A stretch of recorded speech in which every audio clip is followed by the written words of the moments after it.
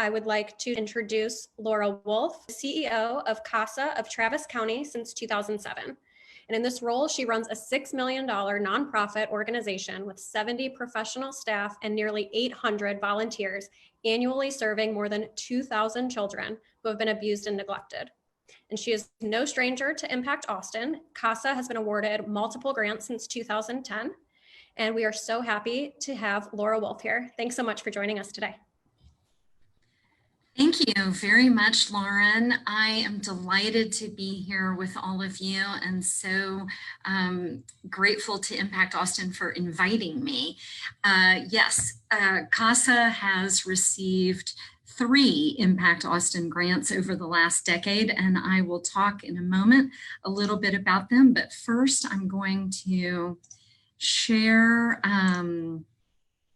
my slide. There you go. So CASA, for those of you who are not familiar with it, is an acronym that stands for Court Appointed Special Advocates.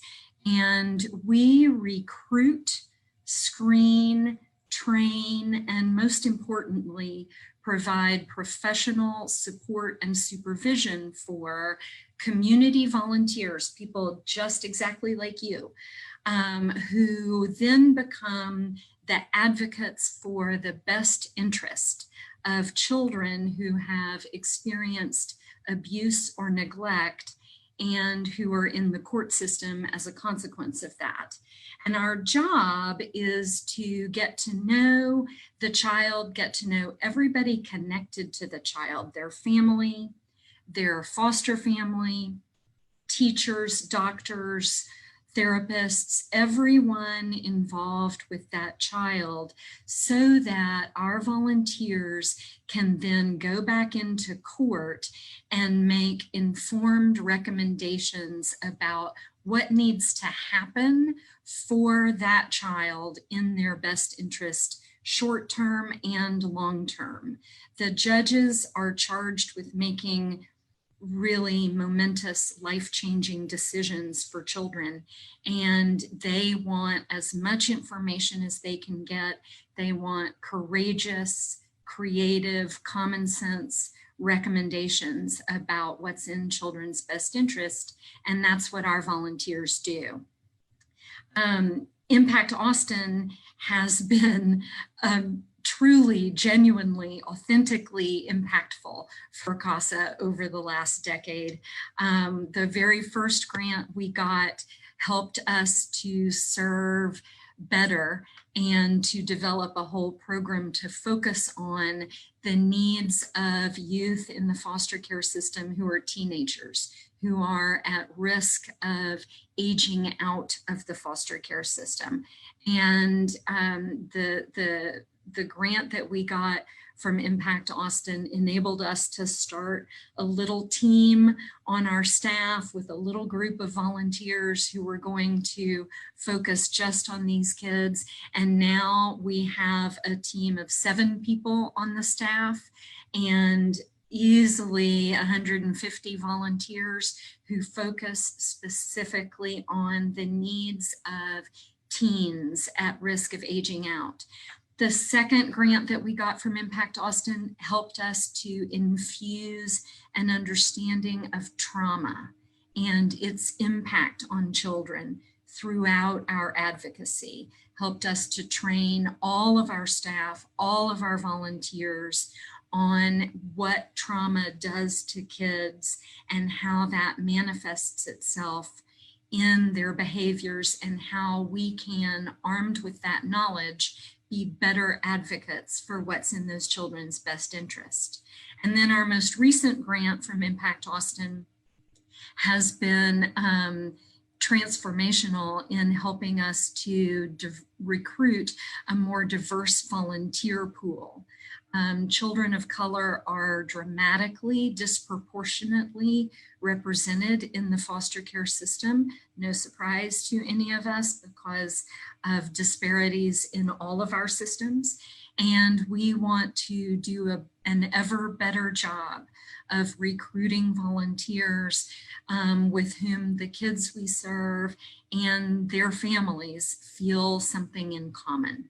And the grant that we got a couple of years ago to do this from Impact Austin has made a world of difference for us.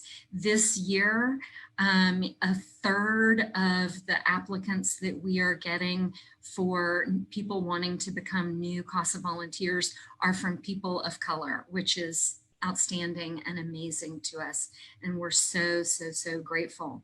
All of these initiatives that we began with the help of Impact Austin continue to this day and are bigger and deeper and part of the whole fabric of who we are at CASA. And that is a tribute to the women involved in Impact Austin and to their belief in this community.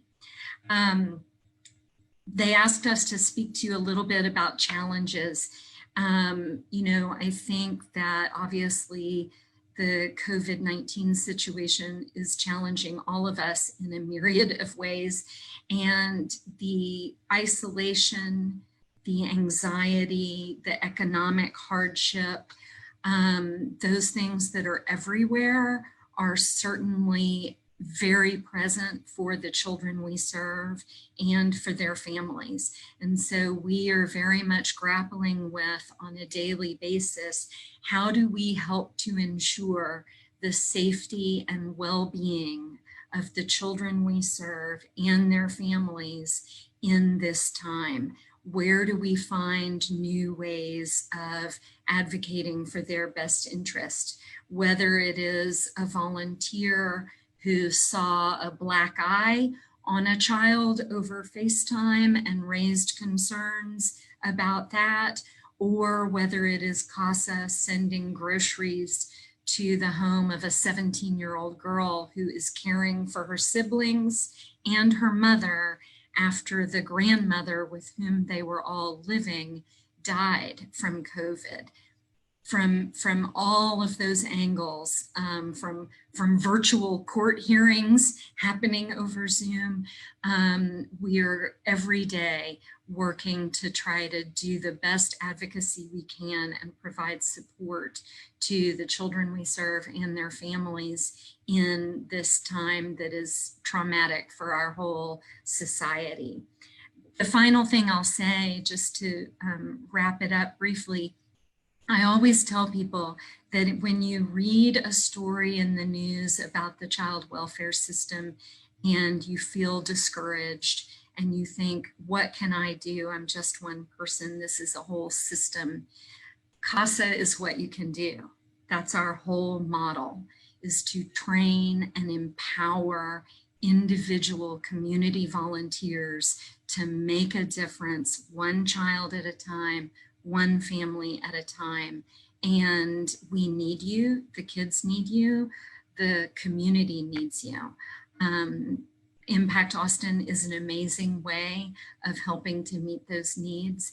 If you're considering joining Impact Austin, I would certainly encourage you to do that. We are very big fans at CASA.